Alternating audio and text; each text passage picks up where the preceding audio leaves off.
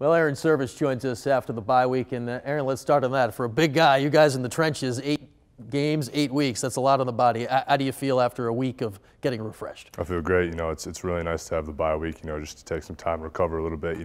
8 games is a lot, especially with the type of offense we run. We got a lot of plays on our bodies right now.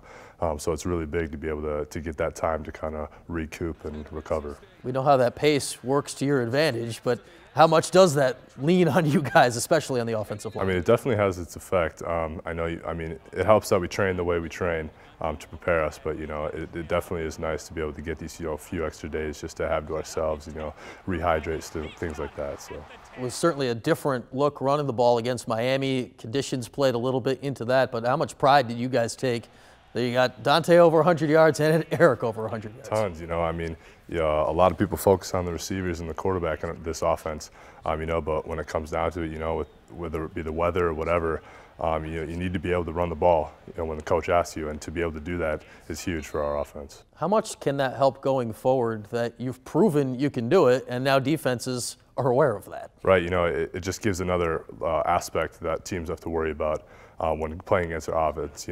They don't just look at the passing game, they have to worry about, between the tackles as well. Florida State, they're 2-5. That doesn't sound right with Florida State. Right. Can you guys separate that, look at the film, and still see Florida State that we know out there? What's your thought going in? Well, definitely. When we look at some of our games that we've lost, we've had a lot of close games. The same things with them. A couple points here and there, and their record's completely flipped. So you can't take them lightly just because of their record. Obviously they're Florida State. They've got a lot of great athletes on their team. So we have to prepare going like we would against any other team.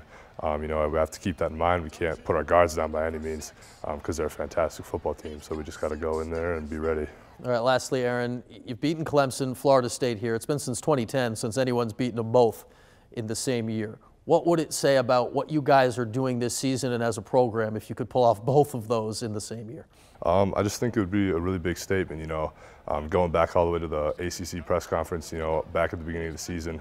Not a lot of guys talked about Syracuse, and we were kind of swept under the table a little bit. So I think it's really important for us to show what we already know we are capable of, and I'll let everybody know what we can do. All right, Airon. Good luck this weekend. Thank you very much.